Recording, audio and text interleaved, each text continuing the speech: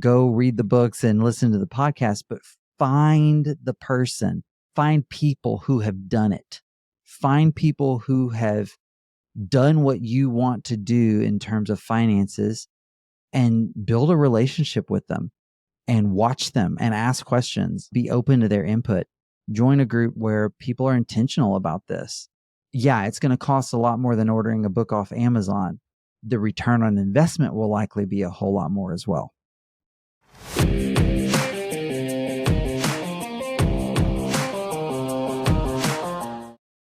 Welcome to today's show. So this one is going to be a unique one. I think this was early on, and I was not invited to participate in this interview. Or maybe I was, but there was a scheduling conflict. But in any case, Josh did this one solo today, so forgive him for any just inadequacy you may notice. There's an obvious empty void that Colin is not able to fill in this interview. Yeah, so it'll be just Josh talking about it because this one's going to be exciting for me. Jason is a counselor, and he's a testament to what you can do if you pivot and follow your passion, rather than just following everyone else's passions and what they think you should be doing. Yeah. So stick around for this one. It's a good one. Fresh information. All right. Welcome to the Investing RN podcast. I have a guest on here, Jake Porter. Thank you for joining us, Jake. Why don't you tell us a little bit about yourself? Yeah, thanks for having me, Joshua. I'm super excited to be here. I'm from the Houston area, grew up in Houston, lived here my whole life, except for my 4-year stint in undergrad when I was in upstate New York at Elmira College, which most people haven't heard of. It's a real tiny liberal arts college.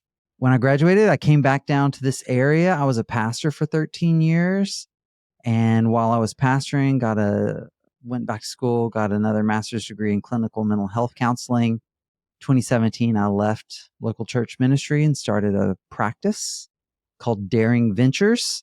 And we specialize in trauma and addiction work. And it's grown rapidly. We now have a team of over 20 people. And mostly what I do now is what's called intensive work. So I'll see one couple for 6 hours a day for 2 or 3 or 4 days in a row. So I have folks flying in from all over the country. I've had people from, Denmark and Dubai and overseas fly in as well. And we just try to help save marriages and save relationships. Wow. That's what I get to do all day long.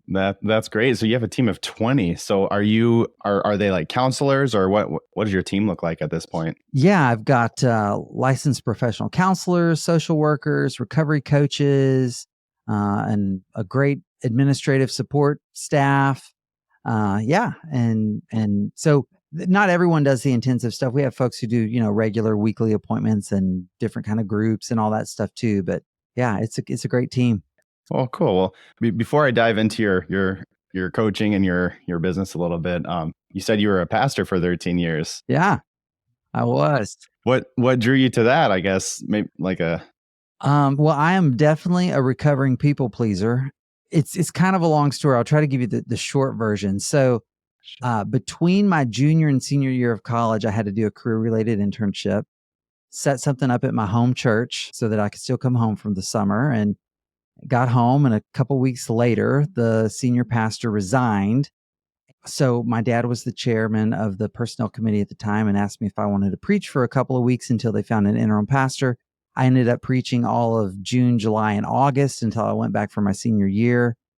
It was a great time, and people in the church were like, hey, you should really send in your resume to the search committee. And I couldn't say no, and felt like God was leading me to do that. And I really did have a bit of a hero complex at the time and thought, well, they need me, So, yeah. So that's what I did. And I was 21 years old when they voted to call me as the senior pastor of my home church. Wow. How big was that church? It was when I started, it was probably running around, 80 people. It got up to, we had some peaks and then some valleys along the way. It was probably around 180 when I left. Wow. Yeah. That is a cool story. I'm imagining myself at 21 years old and in no way was I about to start preaching in front of my church. Yeah, it was stupid. Like there's this verse in the Bible where it talks about God sending the spirit of delusion on the people. And sometimes I think that's what had to have happened, because who thought this was a good idea? Why? I don't know why I thought so. I don't know why the rest of the church thought so.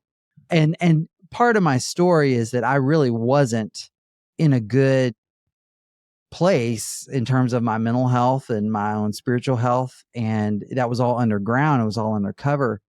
It was a few years into my pastorate that I hit a rock bottom, started getting help of my own, which is then what created the interest in professional counseling and going back to school, and began to sort of drift that direction professionally.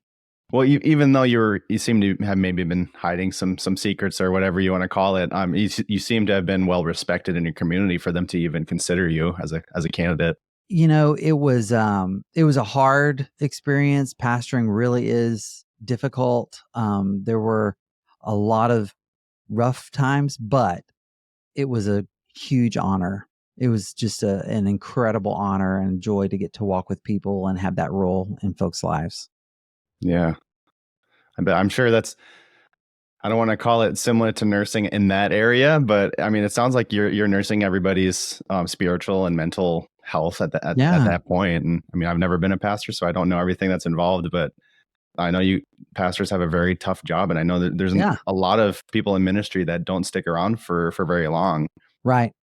And it sounds like you did it for 13 years. So that to me, that sounds like a really long time.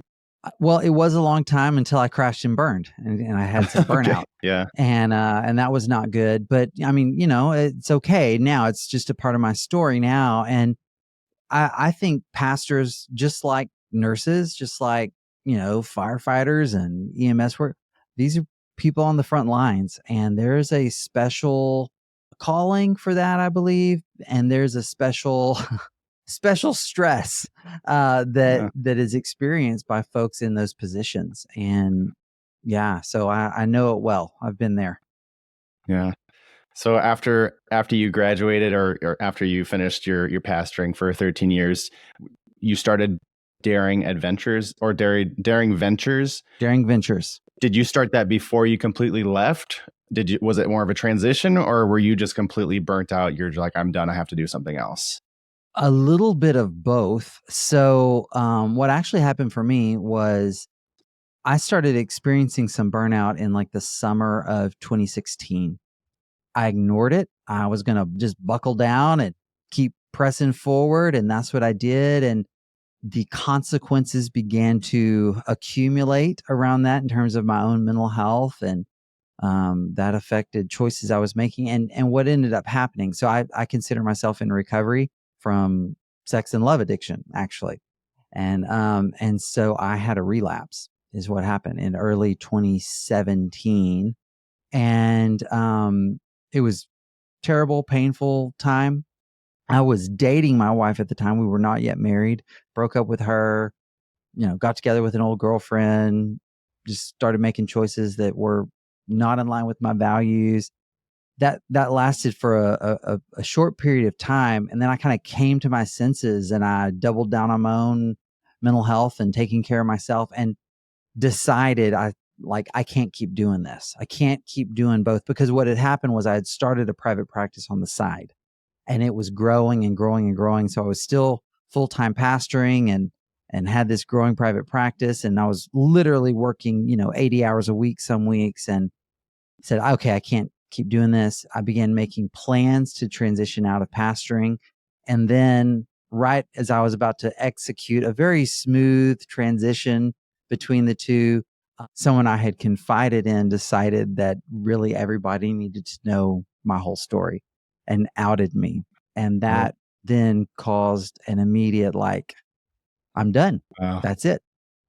And that was rough. It was hard. It was hard on a lot of people. It hurt a lot of people. Still have a lot of grief over that.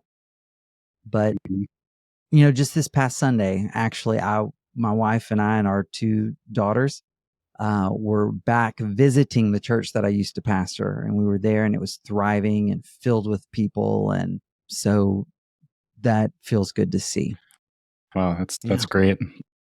I don't understand why some people make a decision that's going to affect, and I'm sure there might have been some sort of resentment or something in there. I have no idea the situation, but I don't think anybody realizes how many people it affects. It's not just you and the other person. It's affecting your entire church at that time, which is almost 200 people. Yeah. And I, I want to believe, and I choose to believe that they believed they were doing the right thing and the best thing. And maybe they were, I mean, who am I to say? I just know it was hard and it was painful and messy, but that's what happened. And so thankfully that's not the end of the story. It got a lot better from there. That's great. Yeah. So tell us about Daring Ventures. That started at some point during that 13 years, towards the end, I guess. How did that become a business that you put a lot of time into? And Right. So in 2013 is when I decided I was going to pursue more education and licensure as a mental health professional. And so I did that in 2013. I started this practice on the side, and I literally thought, man, if I could make like 300 extra bucks a week, that'd be awesome. Like that was my mindset, if I can get me just a few clients and have this extra little bit of income, because my church paid me well, but it was still a pastor's salary, and yeah. so I'm thinking, 300 extra bucks a week, that'd be incredible.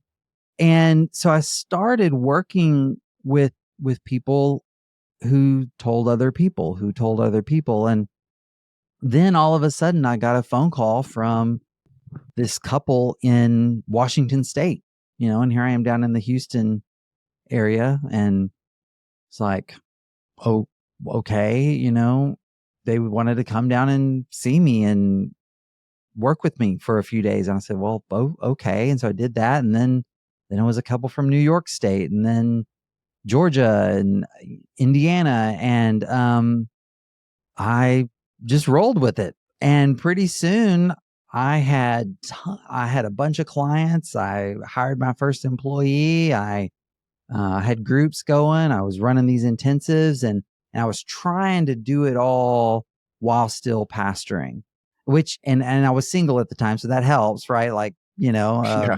I could work till 9 p.m. and nobody cared. Yeah. Well, my wife, who was my girlfriend at the time, she did care, but you get it. You get what I'm saying? Oh yeah. So that just grew and grew until it was just really clear, like, I can't keep this going, all of this. Yeah. Well, you mentioned there's people coming from all across the country and even other countries you mentioned earlier. Is most of your people based in Houston, where you're from, or you have people that are just going through stuff they're ready to do whatever it takes to get over it, and they'll fly to you? What is your I guess, what avatar do you see the most? If you look at our practice as a whole, there are lots of people in the Houston area seeing the folks on my team.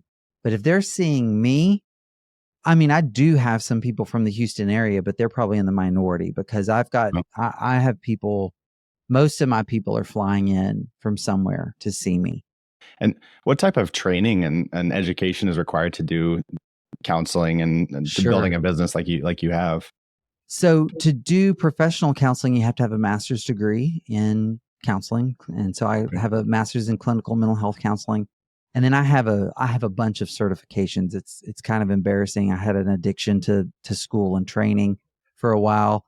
But I'm a certified sex addiction therapist, a certified multiple addiction therapist. I'm a certified clinical partner specialist for partners of addicts. I'm certified clinical trauma professional.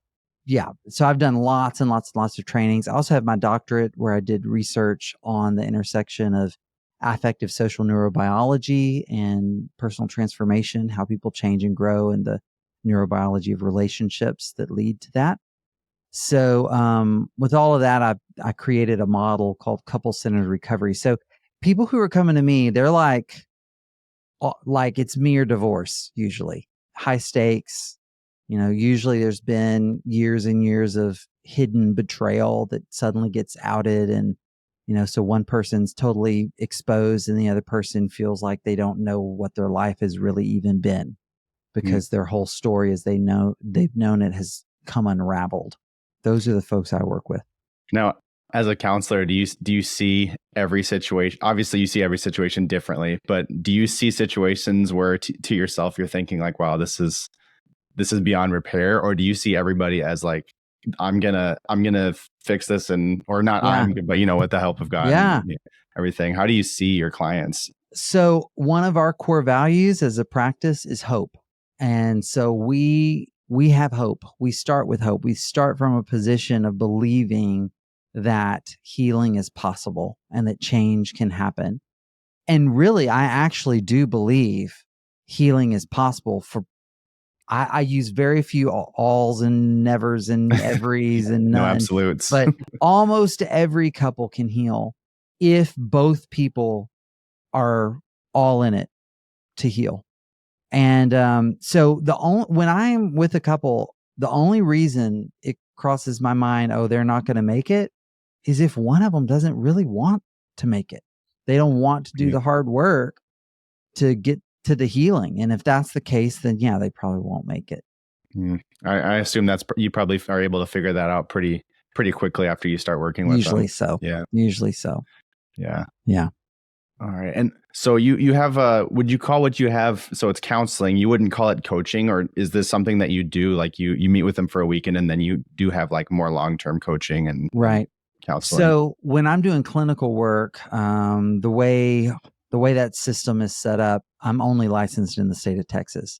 So Okay. I can't do therapy with folks outside of Texas. That's why they have to fly into Houston to see me. Mm-hmm. However, I do have coaches on my team that can work across state lines and that help prepare people for the process, and then can also help follow up with people and continue to provide support on the other side. Now, I do coaching work, but not with couples. I do coaching with other therapists who are building their practices. I do coaching with executives, like leadership coaching, C-suite folks, very, very limited. I like to do a lot of things that get bored easily. So I keep a very small number of like professional executive leadership coaching clients and practice building coaching clients as well. Okay. Yeah. And so we're talking to nurses here, trying to give them other options as far as stuff that they can do outside of the hospital, because as I mentioned earlier before the call, like burnout is such a huge factor. And right. a lot of nurses, they're working and they just don't know what else to do. There's no other options. This is all they know. Yeah. So if there's a nurse who feels the burnout and they're like, well, maybe this is something I want to look into, what would you tell them? They're looking into becoming a coach or being coached? Or either one, I guess. Either one. Probably both. Yeah. Yeah. So let me start with being coached. I think being coached is a very worthwhile investment in yourself. I still have a coach. I've spent thousands and thousands of dollars on being coached. And coaching is very different than therapy. If you're someone who's well trained in both, you know and appreciate the difference. In that coaching really starts from a model that believes that, hey, this person has the answer or can find the answer within themselves. They know their own needs. I'm going to help them facilitate that process of self-discovery, setting and achieving the goals that originate from within them. And so, yeah, I would say to someone listening, if you're feeling burnout and you're like, I've got to do something else, if you don't have like a lot of clarity on what that is, absolutely find a good coach. Engage in, 12 weeks of a process of exploring that need within yourself, your own wiring, your own goals. Having someone trained to help facilitate that internal process is huge. I actually have two coaches right now to tell you the truth. I've got one that's been an ongoing coach that's been working with me since 2015 or 16. I can't remember. And then I hired another coach just for a very time limited project in which I had my staff do a 360 evaluation on me, and is leading me through that process. It's great. And I see the change. Like I can tell the change within myself from engaging the process. So that's being coached. I think that there is an increased desire for people looking for coaches as well. And if you're a nurse, what I would encourage you is like, okay, what do you know that, from your experience, your training, your education, what do you know that there is a whole bunch of people out there that need to know, right? And do some Googling and do some searching and try to find a gap, right? Where, hey, I know all about, I'm going to make something, I'm really going to show that I'm not a medical expert here. I know all about, heart health, or I know all about, recovering from this type of injury or procedure or whatever.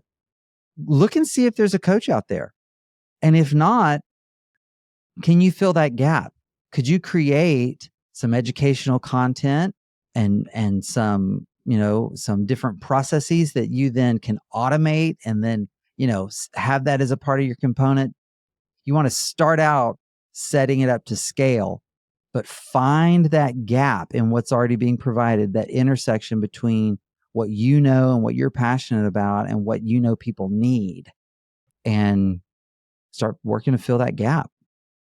Yeah, kind of reflecting on what you were mentioning earlier, coaching.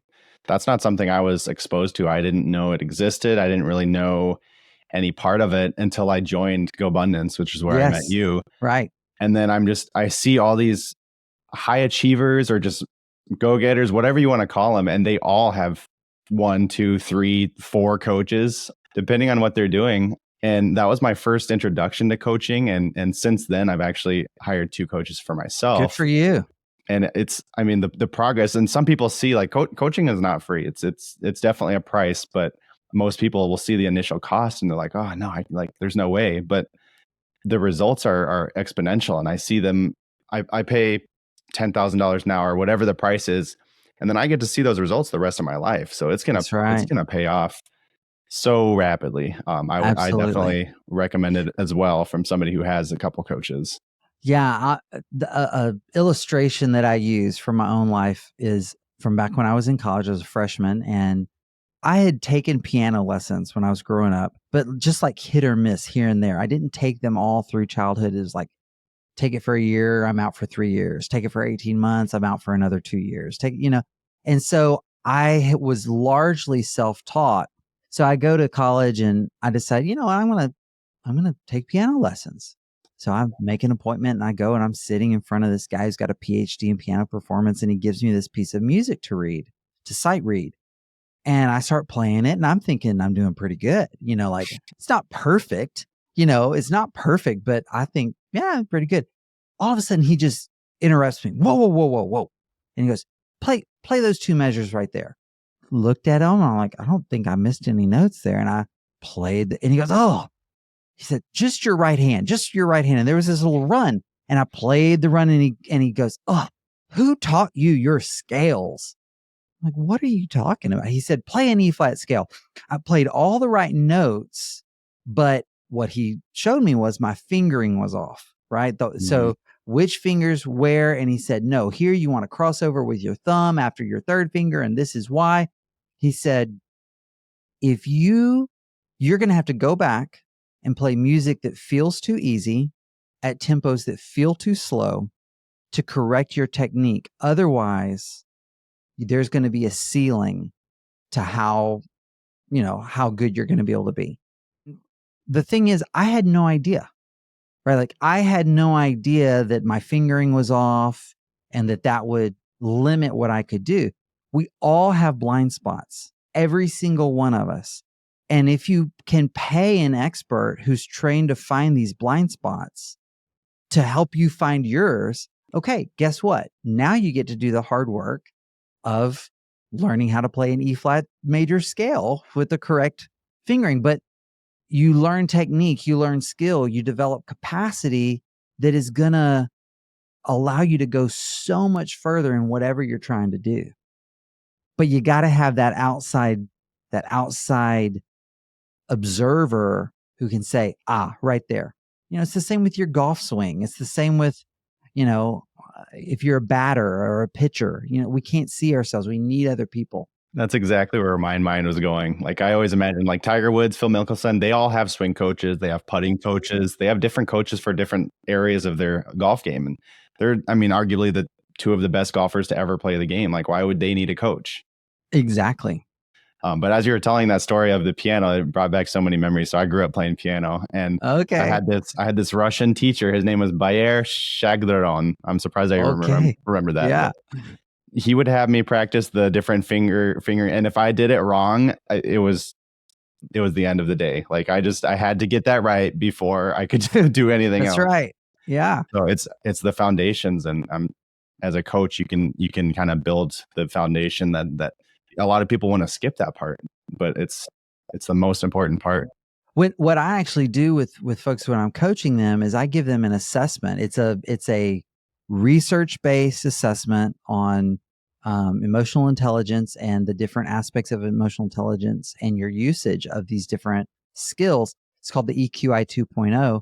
And so through this assessment, we can actually see like what parts of emotional intelligence, that doesn't mean you're not good at it, but are you not using? Where do you need more development? Where do you need to focus? And that becomes the basis for the goals we set. And it's kind of, I think this is important to understand if any listeners are thinking about engaging this.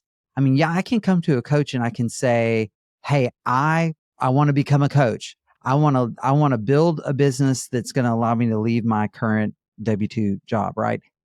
That's great. But knowing where to actually start, rather than starting with what you do, you need to start with who you are. Okay. And so starting with looking at who am I? Where are my strengths? Where do I have room to grow? What's my wiring? Starting from that place and marrying those insights to those more behavioral external goals that you have, that becomes this incredibly powerful foundation for transformation. Going back to your daring ventures, what does your typical day look like, or when you start to actually, let's start with what does your typical day look like? Yes, sure. So it depends on the day. Like today, we're recording this on a Monday. So Mondays are admin days and just back to back to back to back meeting. Right now, I've got a staff meeting happening that I didn't really need to be a part of. So here I am with you instead. That's one of the wonderful things that happened to me within the last year is hiring a chief clinical officer to get to run that stuff for me. And I don't have to be in on that. But I'll leave here this time with you and I'll jump right into the next meeting. So Mondays and Fridays, lots of meetings. Fridays, I try to actually keep more open for creative work and projects. Tuesday, Wednesday, Thursday, by and large, that's when I see couples. I'll see a couple from 9 a.m. to noon. We'll break for 1 hour and then we'll go from 1 p.m. to 4. So 6 hours a day of intensive therapy with one couple. And I'll do that for 2 or 3 days every week. So that's my day. Yeah. Wow.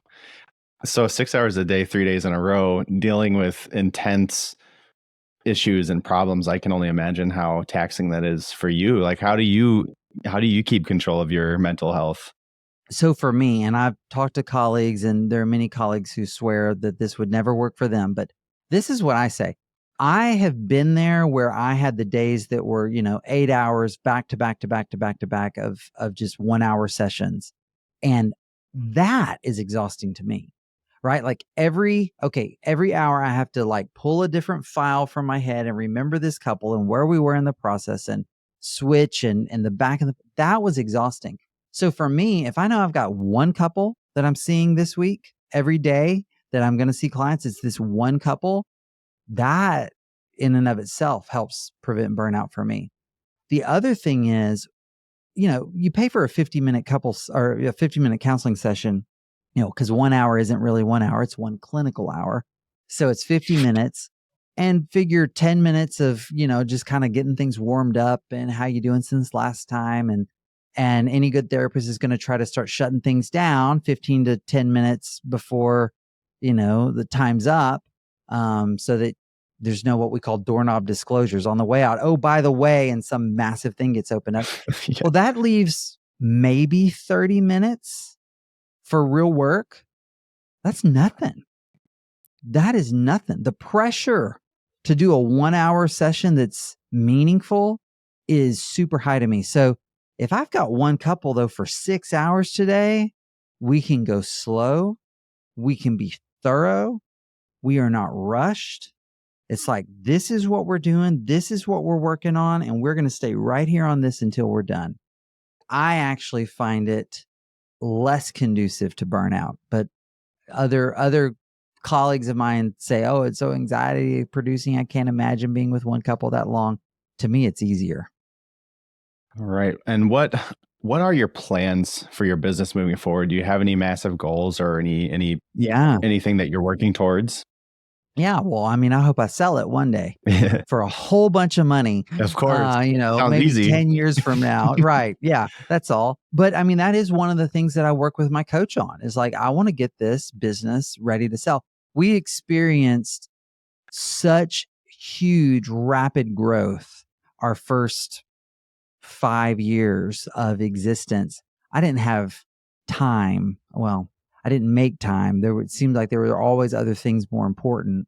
And so we're now going through and just now like developing the actual protocol, like trying to codify the processes that we've just been, flying by the seat of our pants doing, and creating the SOPs and doing the utilization reports on the various, on all our team members, and developing a performance appraisal process. That's all just now happening just because we grew so quick, and I've never done this before, and so I'm figuring it out. That's one of the reasons I joined GoBundance, was to be around guys that I make up can help me with this stuff. And they do a lot. So that's what I'm working on right now. I mean, a couple of big things that I feel really grateful for, I'm really proud of right now, is one, we're about to roll out what I think is going to be an awesome performance appraisal process that I actually utilizes a coaching model for these job evaluations. And so I'm excited about that. We're also about to roll out, today, I actually announced it in the meeting, our retirement plan with a matching benefit and health insurance. So that was a huge leap for us, but I'm grateful to do it. I'm really glad that we're in a place to do it, so we can continue to attract the best team members and keep them. Yeah. I'm sure you're familiar with Alex Ramosi, but you said you had such rapid growth. I mean, in the words of Alex, I'm going to paraphrase, but it's because you got such a great product, and you're so good at what you're doing. Well, thank you. People can only talk about it and say good things about it, so it's going to attract more and more people, and that's great. Yeah, I hope so. Yeah. All right. So we have 4 questions that we ask all of our guests, and we're big fans of Bigger Pockets. So we're going to call this the final 4. Okay. Yeah, I love it. All right. And these are all specific for nurses, but you can tailor them however you think will benefit nurses the most. So what's a top financial resource that you found, whether it's a book, podcast, anything like that? This is not going to be a super helpful answer, but it's true. Okay. So my dad, who came from, his parents did well too, but like the way my dad was able to build wealth over the span of my life, and me watching him start businesses, run businesses, sell businesses, become a financial advisor himself eventually, more than any book, any podcast, that has been a huge influence. And so here's where I would say the application is to listeners. Absolutely, yeah, go read the books and listen to the podcast, but find the person, find people who have done it, right? Find people who have done what you want to do in terms of finances, and build a relationship with them, and watch them and ask questions, and be open to their input. Join a group like the one you and I met through GoBundance, where people are intentional about this. Yeah, it's going to cost a lot more than ordering a book off Amazon. The return on investment will likely be a whole lot more as well. Yeah, that's definitely something that I tell people: find a mentor. And I think it was Cody Sanchez she said, don't take advice from somebody who's not where you want to be in the future. There you go. So you got to make sure that you find the right person, because depending on how entrepreneurial and how motivated you are to do stuff, what you want to do is probably going to scare most people. So make sure that you find the right person. 100%. All right. And next question we have: what would you tell yourself as a new grad? I guess we could tailor that to like, what would you What's something you wish you could tell yourself when you were either 18 or 21 Oh my before you gosh. turned into a pastor? Quit acting like an asshole. No, seriously, what I wish I could go back and tell myself is nothing is a secret forever. Hmm. And I mean, I genuinely believe that there are very, very few things that you actually take to your grave and even remain secrets past that point. I think everything's going to see the light at some point. And the faster you get it out there, the better off it's going to be for everybody. And for me, what kept me hiding and I knew these were I was miserable. It's not like I was hiding stuff that I was enjoying. It was miserable. For me, there was fear of disappointing people. There was the fear of the shame and like being defined by this stuff. And the reality is, though, when I get into integrity, and think of integrity as being congruent with the values you actually say you hold, right? So when I actually got into integrity, yeah, there was pain involved and there was loss involved, but my goodness, what we do is we stay in the dark, we keep our secrets because we focus so much on what would be lost if we gave them up. What we need to be focused on is what's the loss of not giving it up. Flip that around. What opportunities will I not have if I don't take this risk and come out there and just start being real and authentic? Sorry, I'll go to preaching if you don't look out. You're good at it. You had 13 years of practice. All right. Next one is, what is your big goal for the next 12 months? And what can we do to help you get there? Man, my goal for the next 12 months is I actually do. I'm in a place where I'm about to be looking for some coaching clients. So not doing the clinical work, but doing work more with executives and leaders and people wanting to invest in themselves, that kind of personal growth, not so much the, attachment injuries and the addiction work. So that's something I'm looking to start doing a little more of in 2024. So yeah, if there are any listeners who feel connected to the stuff I'm saying, reach out. We'll see if we might be a good fit to work together. Yeah. All right. So this is the Investing RN podcast. So it's a nod to our nursing background, but it's also a nod to invest in yourself right now or just invest in general right now, because time is the only thing that you can't change and you can't compress. So if you were to tell people to do one thing right now, what would you tell them to do? So really grasp this concept of, and I'm blanking on where I heard this, but the adjacent possible. Like really, really hold on to that. So here's an example that's not real high stakes, and then let's talk high stakes. So, like a GoBro, someone from GoBundance who was talking, I don't know, a couple months ago in one of our local meetings, about how he and his wife, they wanted to buy a place in Montana or northern Idaho and take their family there. And, they had this dream and it's just not possible for them right now. And they decided, rather than waiting until they can do that, what is the adjacent possible? What is the closest thing to that they can do right now? And they're going to do that. And that doesn't mean that they don't ever get to this other dream, but they're going to do what they can do right now. So I would say, and that's kind of a luxury thing to think about, having a second home and all this. That's great. But maybe you're out there and you're looking for that side job that could grow into, another significant income stream or, side business or whatever. It might be wise to hold out for that big, huge deal, but maybe you need to be open to the adjacent possible. What can you do close to that right now? Because that might be the beginnings of the pathway to that other larger thing. That's great. All right. Now, where can people find you if they want to look into some sort of coaching, or if they want to just see what you're doing and follow your progress? How do people find out about you? Sure. So I've got a couple websites. drjakeporter.com is one. daringventures.com would be the website for our practice. And I'm also on Instagram and Facebook and YouTube. My handle's I'm not real techie, at Dr. Jake Porter.